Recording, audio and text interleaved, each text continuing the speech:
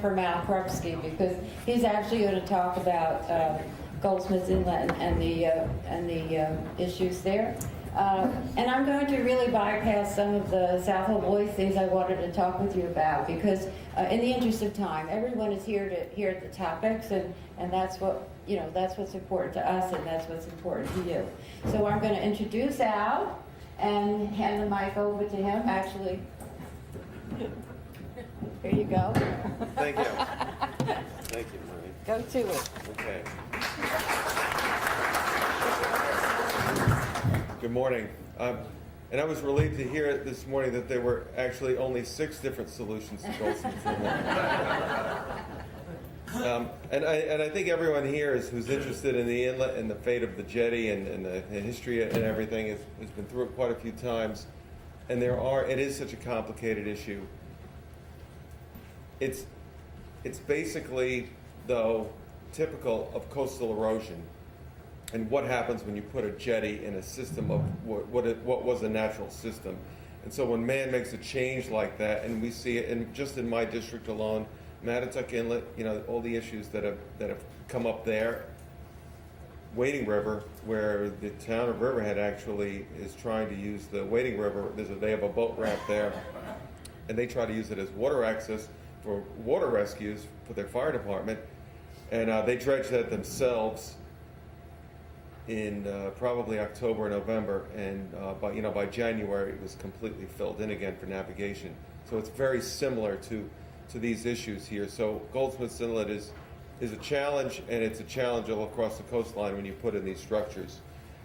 These are, the problem with Goldsmith, and I remember it as a kid when it was built. I used to jump off there as a kid. We'd bike down there, and I remember the bungalows to the east side that fell in, that is now county parkland, that because of they were in the shadow of the jetty, that jetty eroded that land out, that is now county parkland, and those bungalows fell into the water. And I remember as a kid having, my parents or my grandparents take me down there, and because people never saw anything like that before, that it was so active that these buildings were falling into the water. But this is a partnership. I'm glad, Supervisor Russell's here. He and I have worked on this over the years, for many years on these things. It's a partnership. And I was sitting here listening to a few of the comments, and I wrote down some of the partners. You've got the community, and you've got the community who has a lot of experience seeing the inlet, sometimes every day, and looking at the changes there. You've got the town trustees who would have to be involved issuing permits. You've got the town board, who almost took action 10 years ago, who has studied this extensively.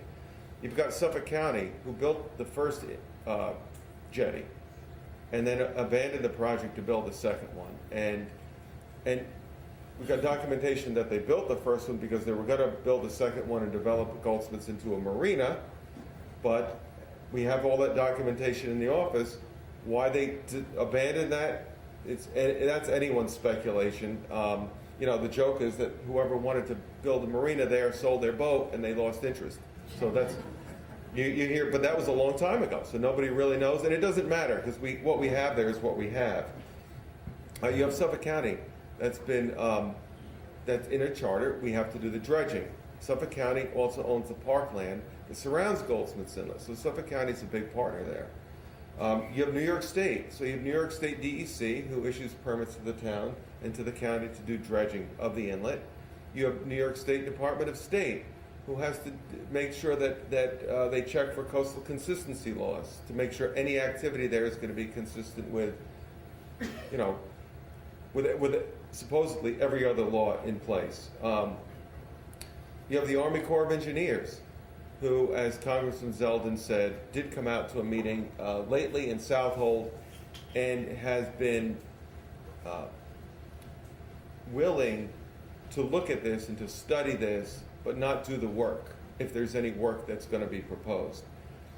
You also have Federal Fish and Wildlife, who is going to impose limits on what kind of work can be done and when it can be done. And of course, our most important partner that we have at Goldsmith Inlet is Mother Nature. And I'll just relate a story about when Superstorm Sandy hit a few years ago. had been on the town board for a number of years, and I said to the supervisor, I said, every year the town spends about $30,000 to $40,000 dredging out the inlet, and the sand gets trucked to the east, and when you dig that typical big hole at the inlet mouth, the sand from the east side would slump in, and we were losing a lot of parkland from the east every time, and it was very predictable that sand was just filling that hole in. Why don't we just get someone with a machine and just open up a narrow channel straight out parallel to the inlet and just see if it'll keep itself open that way instead of doing this bigger project? And so everybody agreed it was a good idea. And the day the man was out there on a bulldozer just making a small channel was the day that Superstorm Sandy was forecast. I said, oh boy, who knows what's going to happen now? And we were actually very fortunate because somehow the storm opened the inlet up, and I was down there that morning when the storm was hitting and saw all that energy, and a lot, I know some faces here that are here today that saw that also that morning, and that all that energy, the sound coming in, and somehow the inlet was in better shape the next day than it had been in years. Somehow it had opened itself up straight out. So Mother Nature is definitely a very serious partner. So there's different issues there. There's a dynamic that's changed and that I've seen. When that jetty was built, the offshore literal flow of sand was interrupted, and that near shore transport of sand was forced offshore where it could never get back to the beach and never just move along the shore like it should have. That became a real erosion problem in the shadow of the jetty to the east. And we can argue for a long time, and this is probably not the place, how far east that shadow extends. But all that sand never does get back to the shore. In the past 10 years, 15 years, the end of the jetty's deteriorated, and you can see from the aerial photographs that because the end's deteriorated, the sand is now coming through the end, and now it's accumulating in the inlet at the mouth and also getting pulled into the inlet. So you have not only the jetty issues and the way it affects the coastline, but you have the inlet's health, and how do you long-term maintain enough flow to maintain the water quality in the inlet? And who's going to say, well, we should dig a channel this big, this wide, and this long, and all that extra sand, and if you go down there in the winter when it's blowing out of the northwest, you can walk out on that big delta. There's a tremendous amount of sand that's been sucked into the inlet and has not enough energy to get out and to maintain the inlet depth. So those are the real issues. One is the jetty, and two, even if there's some modification to the jetty, there's a suggestion of a second jetty. None of these are simple because where would the second jetty go? How long would it be? And then you get into a situation with the second jetty of Mattatuck Inlet. Who's going to maintain that, and for what area inside the inlet would it be maintained for? So those are not simple issues to deal with, and I am happy that I think everyone's got a willingness to work on this, from the community to the town, to the county, and now to the Army Corps of Engineers to try to engineer some sort of solution. But it's got to include long-term maintenance and dredging. The county does the maintenance dredging on all the creeks in the Peconic Bay system. The challenge there, and I want to recognize Councilman Denizio is here too, so he's been part of the inlet discussion for years also. The challenge that the county has is because the dredge window is so shortened now, it's so abbreviated. The county used to be able to dredge all the way to the spring, and now we have to stop because of the winter flounder breeding season in early January. And then all those storms in the winter, of course, can do anything to any of those waterways. It's very unpredictable. And then we're really stuck with what we have. And this year, County DPW got permits, working with the DEC and working with Federal Fish and Wildlife and working with the Army Corps. They got emergency permits to do 5 different creeks in Peconic Bay this summer, which was kind of unprecedented, but because of the weather last winter, that was their only choice. I met last week with the Suffolk County Supervisors Association. This dredging is an issue countywide. It's not just Peconic Bay, and it's not just the East End. And we are setting up through my office another dredging summit for the fall This was done a good 10 years ago with all the East End towns and all the West End towns, but also our partners with DEC, with Army Corps and Federal Fish and Wildlife, to try to resolve this dredge window issue, what's made it very difficult to just do the basic maintenance dredging. Does anybody have any questions? Can I say something? Oh, there's one behind you first, sorry. Okay, let him go. Al, Hugh Switzer, Peconic. I think the thing that we are all looking for is to have the Army Corps with their experience, their expertise come in and do their assessment of what the issues are and what they would recommend. Where do we stand on that issue? Oh, so our office is sending a letter out asking the Army Corps to get involved. We had that meeting that Supervisor Russell hosted in Southold Town here a couple weeks ago, and it somehow it came to light that they need to be formally requested to get involved and to intervene. We're happy to make that request because they've offered to be there and to look at it. There's been a lot of work that's been done in the past. We'd rather not see all that, them reinvent the wheel. This is a pretty, like I said, it's a pretty typical system on the North Shore of Long Island. So they should be able to make some recommendations that would be helpful. But they said they would not make a commitment to do the work or any work there. Well, we can, from their effort, they can take advantage of everything that's been done as far as studies and analysis. Yes, there's been a lot of work that's been done on that already. And they can take the 6 or more different points of view as to what the recommended ideas are for fixing. And I think looking at it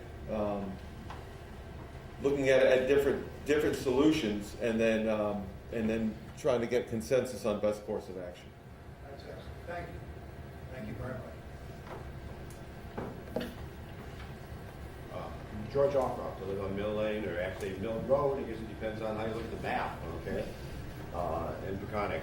And the reason I want to say a few things is because I have been a member of the group to save Goldsmith Inlet, and I take a look back, and we originally started in 2003. And our original goal, which our goal all along, was to establish and help create and implement a management plan to restore the health of Goldsmith Inlet.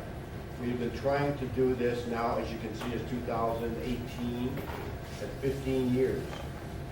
And we have worked with the town.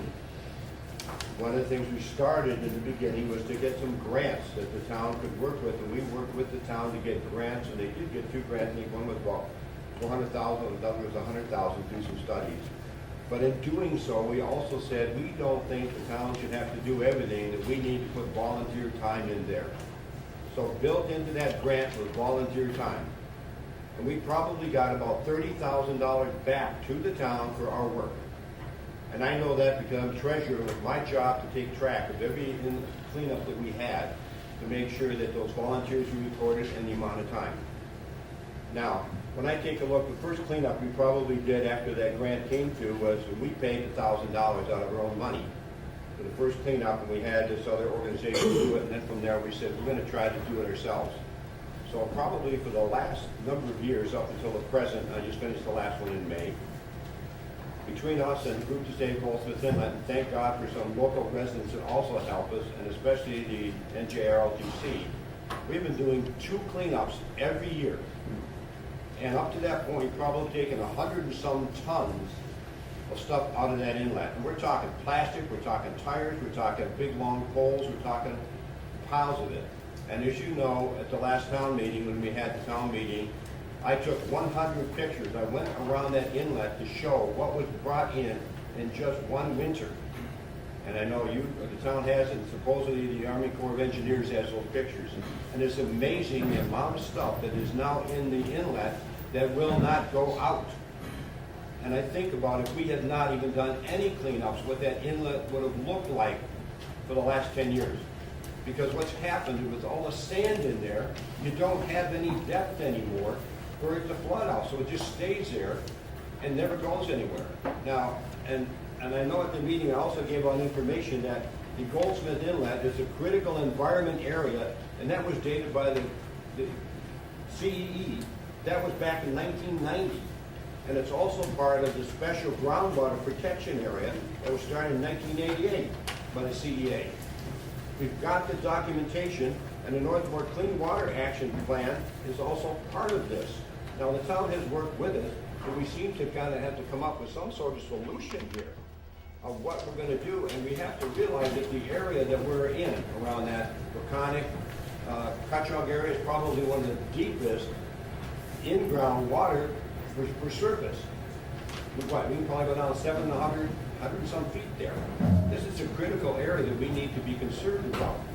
And it seems to me that somehow that the government ought to be able to come up with some money to be able to help us decide what is the best thing to do here with it.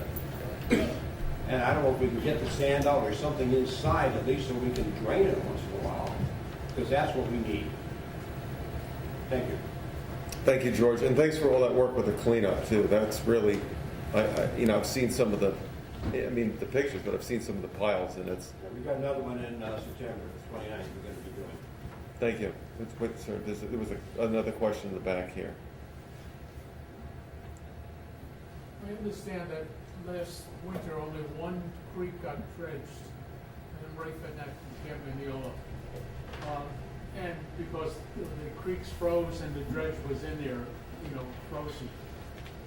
And if there's only one dredge doing all the work, why can't more equipment be brought in? There's a short window, and then you'd have to have two dredges, then you'd have to have two dredge crews, and then that would become, it becomes an economic issue. And that's why we're trying to open it up, the dredge window again, to get it further out into the spring. The dredge got frozen in, I think, at Corey Creek this year, and the creeks that got done, they had to go from East Creek in Riverhead to North Sea because of the restrictions that different regulatory agencies place on the dredging.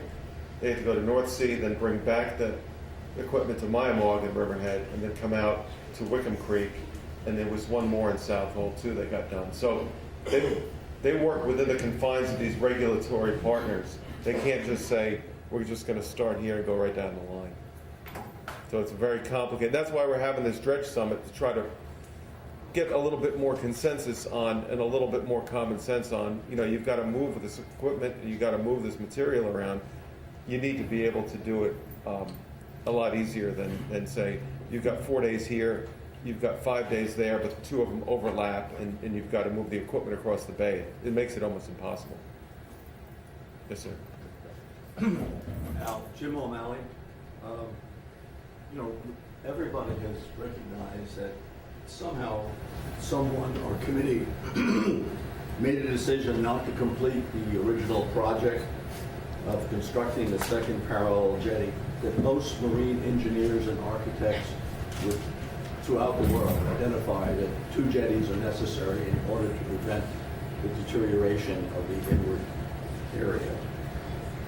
This decision has had several unintended consequences that require an immediate solution. The pond has lost most, if not all, aquatic wildlife. I mean, my children, 30 years ago, we used to clam in the inlet, in the pond itself. We used to fish. We would fish off the jetty on both sides because there was no accumulation or accretion of sand. Right? Presently, there's no fish, there's no shellfish, there's no finfish, there's an accumulation of garbage, right? And you know what? It smells, right? Someone that's there walking along can actually smell garbage, right? The inlet has become a catch basin for all forms of flotsam. As George mentioned, for the last 5 years, we've had an ongoing process of carrying out all of that garbage, all of that flotsam, and trucking it. And the town is giving us permits, the county is giving us permits, DEC has said fine, but nobody's doing anything other than us, right? And the dredging that has occurred at the entrance, not further in. And there's an accumulation, right, further in the pond area that the tide brings in the sand with a tremendous force, and it dribbles out, leaving all of that accumulation of sand in the inlet. So the dredging that's being done has never really affected the inside pond, which is closing down. I would say in 20 years, all we're going to have is a pond with no access to the sound. The only thing living there are going to be frogs eating flies. Right? No fish, no nothing, no swimming. It is totally polluted. Okay? During the last 5 years, the inlet has accumulated, and it's actually closed. Right? And there's a sign, excavation is a minimum that only provides a little bit of water flow that's going on right now. The actual inlet has closed several times in the last year where we've had an the town has provided emergency excavation just to open so there's a water flow going through, right? This is not something that one would really plan to do, okay? Among some of these unintended consequences emanating from that decision, right, to terminate a plan that included the creation of 2 jetties, right, created an unnatural, okay, or man-made beach that currently exists on the east side of the jetty that's there right now. The failure to act and create, in legal terms, is an attractive nuisance. Now, an attractive nuisance is if somebody digs a huge hole for a septic system or a cesspool and doesn't put a fence around it, collects water from rain, and somebody falls in and can't get out. That is, by law, an attractive nuisance. There has to be a ladder. You have to have a fence around it. We have no fence around that beach that was created by the creation of that jetty. Putting a sign up that says no swimming, all right, is not protection for the town, the county, the state, or the federal government. And in addition to that, it exposes liability to all of our taxpayers in the event there's a punitive judgment against the town for the event, in the event that someone becomes ill, terribly sick, or, God forbid, dies as a result of being on that man-made beach. All right? Liability is extensive. So that little sign that we have says no swimming doesn't even explain that there's no swimming because of pollution in that water. And the Department of Health last year determined that water is totally polluted. Okay? So what I recommend are 3 things. Number 1 is that we erect a 6-foot-high fence parallel with the jetty that says no swimming, area polluted, until the area is dredged completely and the jetty is built. Now, we don't do 1, 2, 3 or 3, 2, 1. We do them concurrently. Right? We erect the fence, we do the dredging, and we build the jetty. And we operate and we pursue all 3 simultaneously. Whichever one gets done first is fine. But we don't do them in sequence. We do them simultaneously and concurrently. And our team here, who works on the beach and has carried out all of that flotsam over the last 5 years, are ready, willing, and able to meet with the town committee at any time, tomorrow if necessary, but any time during the week, to facilitate how we go about getting this done. And that's what I would say. Oh, thank you. Al, Yes. I think we have to cut off the questions. if you Oh. don't mind. But I did want to ask 2 things. Okay. She's been very patient waiting. The letter, we're going to run out of time, I'm sorry. Can you take this offline, do you mind? There are many opinions. Right, we know. It is evident Right. that you are very educated on the issue, but there is not a uniform opinion coinciding with the speeches. No, I understand that. I just really need to, there are many, many, many people who have no desire to see something like this. No, I understand there's a lot of different opinions, and I respect everybody's opinion because, you know, we have to do something, and I think that's the consensus, that we have to do something. You have to define what problem you're trying to solve. Because there's something about which thing. It is a complex system. It's a dynamic system. You have to define which problem. Is the problem the debris that collects over the winter? this gentleman is upset that there's a beach on one side of it. What is the problem? Define the problem, and then, because there is no solution that will encompass all of the issues that have been raised here right Well, there's no easy solution. I think Correct, but what is the problem? The problem needs to be defined, and I'm not asking you to define it right now. If the community needs to be very specific. This gentleman's been very specific. He thinks it's a hazard on this one area, and there should be a fence that says no, prohibits swimming and access on that. He has a very clear opinion.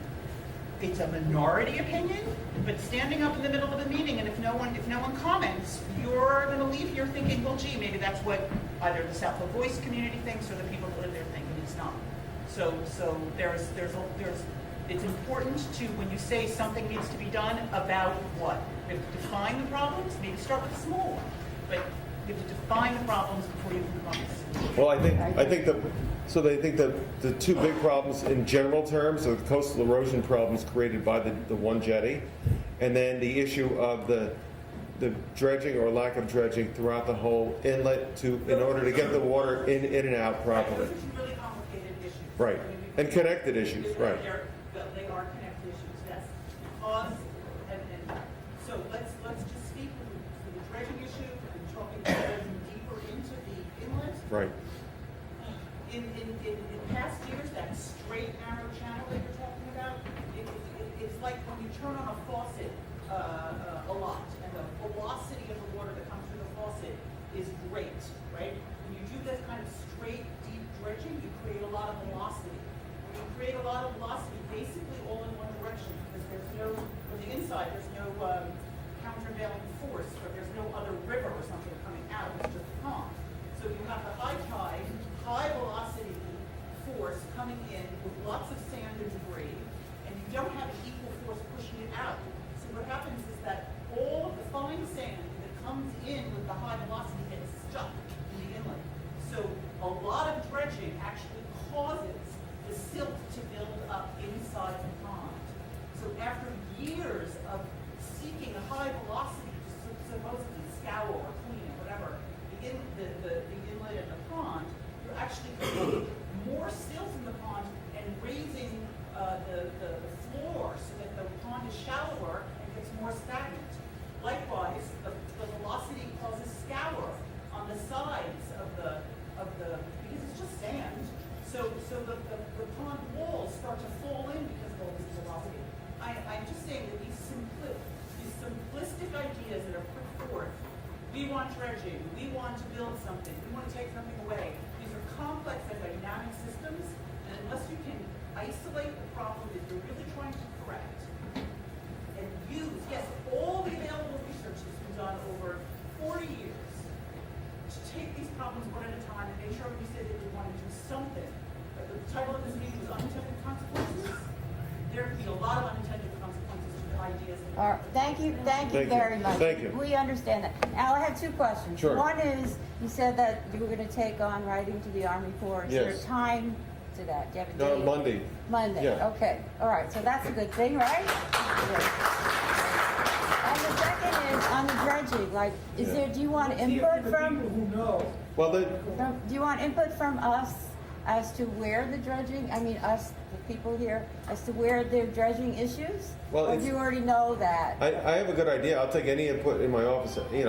That's not a problem at all, getting more input. But the dredging it's kind of like the rest of the dredging that the county does, or that the town does. It's maintenance dredging, and there's got to be a commitment to say this is, because I think, close to 20 years ago, there was a big project that was done down there. And the county hired a big company, and they opened up a huge channel. They didn't go far enough to the north into the inlet itself. They opened up that massive channel, and it filled in almost immediately. So what did we learn from that? But it's also a maintenance issue. It's like every other creek. You can say we'll dredge it in the fall or the winter, but next fall and winter it very well could need it again. And so there's got to be that kind of commitment to keep it open at a certain depth and a certain channel, like pretty much forever, because that's what it takes on most of the other creeks, and that's why the county's in the dredging business, because there's no if you want it the way you want it, you have to maintain it. All right. Thank you so much. Thank you.